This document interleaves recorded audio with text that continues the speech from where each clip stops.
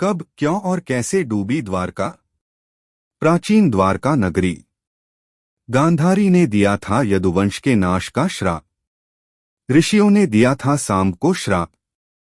समुद्र में डूबे हुए द्वारका नगरी के अवशेष अंधकवंशियों के हाथों मारे गए थे प्रद्युम्न। यदुवंशियों के नाश के बाद अर्जुन को बुलवाया था श्री कृष्ण ने। बलराम जी के स्वधाम गमन के बाद ये किया श्री कृष्ण ने। अर्जुन अपने साथ ले गए श्री कृष्ण के परिजनों को। कब, क्यों और कैसे डूबी द्वारका? श्री कृष्ण की नगरी द्वारिका महाभारत युद्ध के 36 वर्ष पश्चात समुद्र में डूब जाती है। द्वारिका के समुद्र में डूबने से पूर्व श्री कृष्ण सहित सारे यदुवंशी भी मारे जाते हैं। समस्त यदुवंशियों के मारे जाने और द्वारिका के समुद्र में विलीन होने के पीछे मुख्य रूप से दो घटनाएं जिम्मेदार है। एक माता गांधारी द्वारा श्री कृष्ण को दिया गया श्राप और दूसरा ऋषियों द्वारा श्री कृष्ण पुत्र सांब को दिया गया श्राप। आइए इस घटना पर विस्तार से जानते हैं। प्राचीन द्वारका नगरी।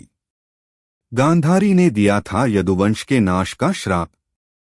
महाभारत युद्ध की समाप्ति के बाद जब युधिष्ठिर का राजतिलक हो रहा था, तब कौरवों की माता गांधारी ने महाभारत युद्ध के लिए श्री कृष्ण को दोषी ठहराते हुए श्राप दिया कि जिस प्रकार कौरवों के वंश का नाश हुआ है, ठीक उसी प्रकार यदुवंश का भी नाश होगा। ऋषियों ने दिया था सांब को श्राप। महाभारत युद्ध के बाद जब 36वां वर्ष आरंभ हुआ तो तरह तरह के अपशकुन होने लगे।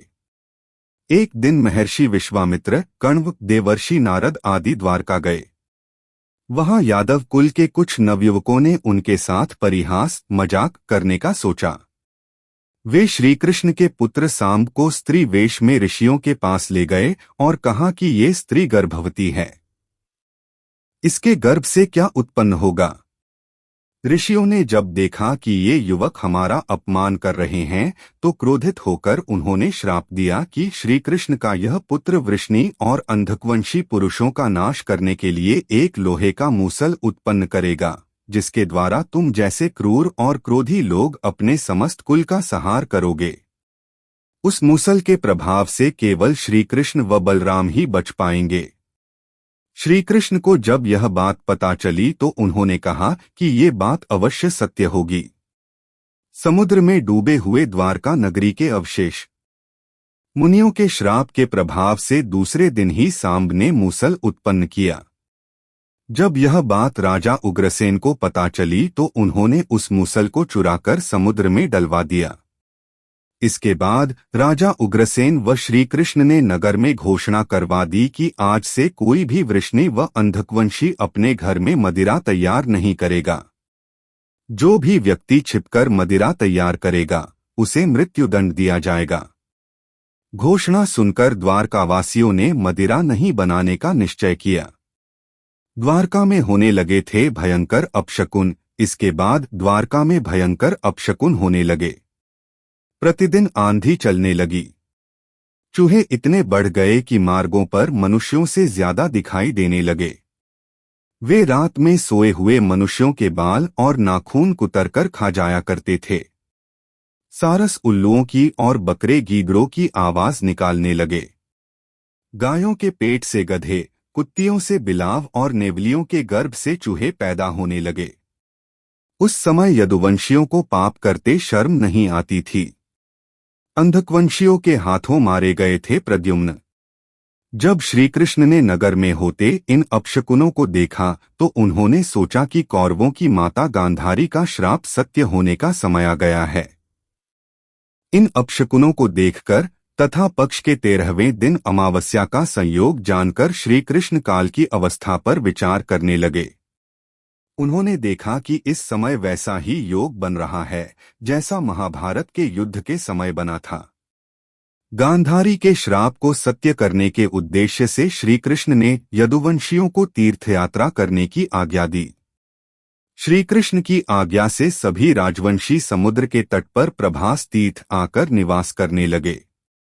प्रभास तीर्थ में रहते हुए एक दिन जब अंधक व वृष्णि वंशी आपस में बात कर रहे थे, तभी सात्यकी ने आवेश में आकर कृतवर्मा का उपहास और अनादर कर दिया। कृतवर्मा ने भी कुछ ऐसे शब्द कहे कि सात्यकी को क्रोध आ गया और उसने कृतवर्मा का वध कर दिया। यह देख अंधकवंशियों ने सात्यकी को घेर लिया और हमला कर दिया। सात्यकी को अकेला देख श्री कृष्ण के पुत्र प्रद्युम्न उसे बचाने दौड़े। सात्यकी और प्रद्युम्न अकेले ही अंधकवंशियों से भिड़ गए, परंतु संख्या में अधिक होने के कारण वे अंधकवंशियों को पराजित नहीं कर पाए और अंत में उनके हाथों मारे गए। यदुवंशियों के नाश के बाद अर्जुन को बुलवाया था श्री कृष्ण ने। अपने पुत्र और सात्यकी की मृत्यु से क्रोधित होकर श्री कृष्ण ने एक मुट्ठी एरका घास उखाड़ ली। हाथ में आते ही वह घास वज्र के समान भयंकर लोहे का मूसल बन गई। उस मूसल से श्री कृष्ण सभी का वध करने लगे। जो कोई भी वह घास उखाड़ता वह भयंकर मूसल में बदल जाती। ऐसा ऋषियों के श्राप के कारण हुआ था। उन मूसलों के एक ही प्रहार से प्राण निकल जाते थे। उस समय काल के प्रभाव से अंधक, भोज, शिनी और वृष्णि वंश के वीर मूसलों से एक दूसरे का वध करने लगे। यदुवंशी भी आपस में लड़ते हुए मरने लगे। श्री कृष्ण के देखते ही देखते सांब, चारुदेशन, अनिरुद्ध और गद की मृत्यु हो गई। फिर तो श्री कृष्ण और भी क्रोधित हो गए और उन्होंने शेष बचे सभी वीरों का संहार कर डाला। अंत में केवल दारुक, श्री कृष्ण के सारथी, ही शेष बचे थे। श्री कृष्ण ने दारुक से कहा कि तुम तुरंत हस्तिनापुर जाओ और अर्जुन को पूरी घटना बताकर द्वारका ले आओ। दारुक ने ऐसा ही किया। इसके बाद श्री कृष्ण बलराम को उसी स्थान पर रहने का कहकर द्वारका लौट आए। बलराम जी के स्वधाम गमन के बाद ये किया श्री कृष्ण ने। द्वारका आकर श्री कृष्ण ने पूरी घटना अपने पिता वसुदेव जी को बता दी। यदुवंशियों के संहार की बात जानकर उन्हें भी बहुत दुख हुआ। श्री कृष्ण ने वसुदेव जी से कहा कि आप अर्जुन के आने तक स्त्रियों की रक्षा करें। इस समय बलराम जी वन में मेरी प्रतीक्षा कर रहे हैं, मैं उनसे मिलने जा रहा हूं। जब श्री कृष्ण ने नगर में स्त्रियों का विलाप सुना तो उन्हें सांत्वना देते हुए कहा कि शीघ्र ही अर्जुन द्वारका आने वाले हैं, वे ही तुम्हारी रक्षा करेंगे। ये कहकर श्री कृष्ण बलराम से मिलने चल पड़े। वन में जाकर श्री कृष्ण ने देखा कि बलराम जी समाधि में लीन हैं। देखते ही देखते उनके मुख से सफेद रंग का बहुत बड़ा सांप निकला और समुद्र की ओर चला गया। उस सांप के हजारों मस्तक थे। समुद्र ने स्वयं प्रकट होकर भगवान शेषनाग का स्वागत किया। बलराम जी द्वारा देह त्यागने के बाद श्री कृष्ण उस सूने वन में विचार करते हुए घूमने लगे। घूमते घूमते वे एक स्थान पर बैठ गए और गांधारी द्वारा दिए गए श्राप के बारे में विचार करने लगे। देह त्यागने की इच्छा से श्री कृष्ण ने अपनी इंद्रियों का संयमित किया और महायोग समाधि की अवस्था में पृथ्वी पर लेट गए। जिस समय भगवान श्री कृष्ण समाधि में लीन थे, उसी समय जरा नाम का एक शिकारी हिरणों का शिकार करने के उद्देश्य से वहां आ गया। उसने हिरण समझकर दूर से ही श्री कृष्ण पर बाण चला दिया। बाण चलाने के बाद जब वह अपना शिकार पकड़ने के लिए आगे बढ़ा तो योग में स्थित भगवान श्री कृष्ण को देखकर उसे अपनी भूल पर पश्चाताप हुआ। तब श्री कृष्ण को उसे आश्वासन दिया और अपने परमधाम चले गए। अंतरिक्ष में पहुंचने पर इंद्र, अश्विनी कुमार, रुद्र, आदित्य, वसु, मुनि आदि सभी ने भगवान का स्वागत किया।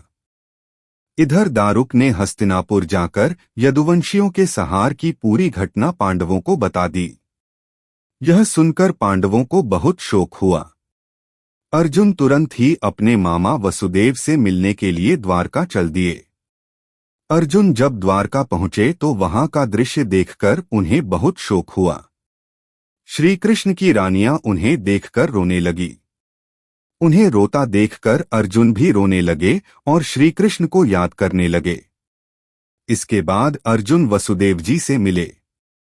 अर्जुन को देखकर वसुदेव जी बिलख बिलख रोने लगे। वसुदेव जी ने अर्जुन को श्री कृष्ण का संदेश सुनाते हुए कहा कि द्वारका शीघ्र ही समुद्र में डूबने वाली है, अतः तुम सभी नगरवासियों को अपने साथ ले जाओ। अर्जुन अपने साथ ले गए श्री कृष्ण के परिजनों को। वसुदेव जी की बात सुनकर अर्जुन ने दारुक से सभी मंत्रियों को बुलाने के लिए कहा। मंत्रियों के आते ही अर्जुन ने कहा कि मैं सभी नगरवासियों को यहाँ से इंद्रप्रस्थ ले जाऊंगा, क्योंकि शीघ्र ही इस नगर को समुद्र डूबा देगा। अर्जुन ने मंत्रियों से कहा कि आज से 7वें दिन सभी लोग इंद्रप्रस्थ के लिए प्रस्थान करेंगे, इसलिए आप शीघ्र ही इसके लिए तैयारियां शुरू कर दें। सभी मंत्री तुरंत अर्जुन की आज्ञा के पालन में जुट गए। अर्जुन ने वह रात श्री कृष्ण के महल में ही बिताई। अगली सुबह श्री कृष्ण के पिता वसुदेव जी ने प्राण त्याग दिए। अर्जुन ने विधि विधान से उनका अंतिम संस्कार किया। वसुदेव जी की पत्नी देवकी, भद्रा, रोहिणी व मदिरा भी चिता पर बैठकर सती हो गईं। इसके बाद अर्जुन ने प्रभास तीर्थ में मारे गए समस्त यदुवंशियों का भी अंतिम संस्कार किया। 7वें दिन अर्जुन श्री कृष्ण के परिजनों तथा सभी नगरवासियों को साथ लेकर इंद्रप्रस्थ की ओर चल दिए। उन सभी के जाते ही द्वारका नगरी समुद्र में डूब गई। ये दृश्य देखकर सभी को बड़ा आश्चर्य हुआ।